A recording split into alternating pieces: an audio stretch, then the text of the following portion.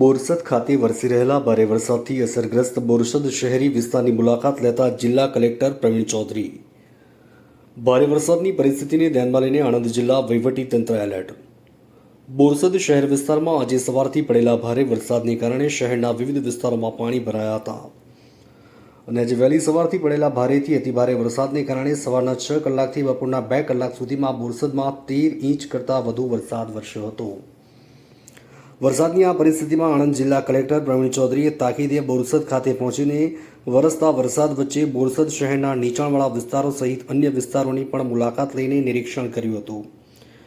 કલેક્ટરે બોરસદ શહેરમાં ભરાયેલ પાણીનો વહેલામાં વહેલી તકે નિકાલ થાય અને લોકોને વરસાદને કારણે કોઈ મુશ્કેલી ન પડે તે બાબતની તકેદારી રાખી પાણીના નિકાલ અંગે જરૂરી વ્યવસ્થા કરવા માટે પ્રાંત અધિકારી, મામલતદાર, ચીફ ઓફિસર, અન્ય અધિકારીઓને સૂચના આપી છે. ભૂમિકા પંડ્યા, આણંદ.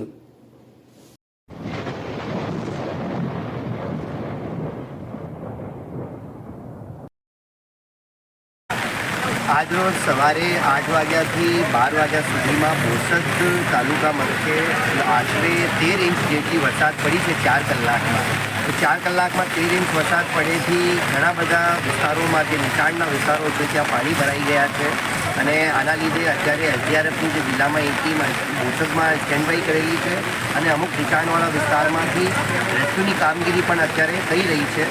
આશરે 300ની આજુબાજુ લોકો આ વિસ્તારમાં છે બોરસદથી કસારી જતા રસ્તા ઉપર. તો આ લોકોનું અત્યારે રેસ્ક્યુની કામગીરી માટે એસડીઆરએફની ટીમ પણ અત્યારે ઉપસ્થિત છે.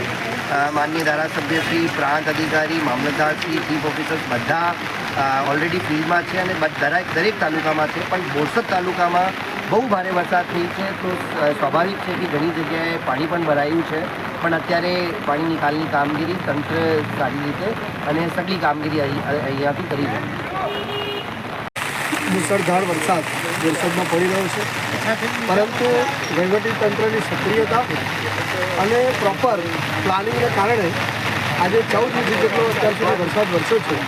છતાં પણ સવારથી જ કલેક્ટર સાહેબશ્રી, પ્રાંત અધિકારી, નગરપાલિકાના તમામ સ્ટાફ, ટ્રાન્સ વિભાગના અધિકારીઓ, વિવિધ વિભાગના જુદા જુદા અધિકારીઓ એ સતત એ બોરસદમાં અહીંયા રહીને પ્રજાના પ્રશ્નોનો એકદમ સારી રીતે નિકાલ કરી રહ્યા છે.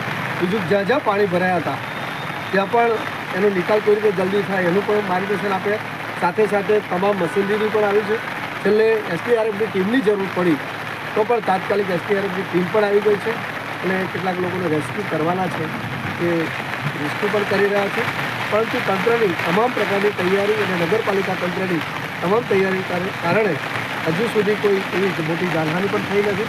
સાથે સાથે પ્રજાનો પણ પૂરેપૂરો સહયોગ છે કે આટલો એક ઘર વરસાદ પડ્યો હોય ત્યારે એ પણ અહીંયા બધા તંત્રને પૂરેપૂરો સાથ સહકાર આપી રહ્યા છે. એટલે વિશેષ કરીને બોરસદના નગરજનોની સંયમતા પણ ખૂબ સારી છે, એમનો સહકાર પણ સારો છે, તંત્ર પણ પૂરેપૂરી સક્રિયતાથી કામ કરે છે. એકંદરે આ વરસાદ આટલો છે છતાં પણ બધાને કોઈ તકલીફ ન પડે એ પ્રકારનું પ્રોપર આયોજન થઈ ગયું.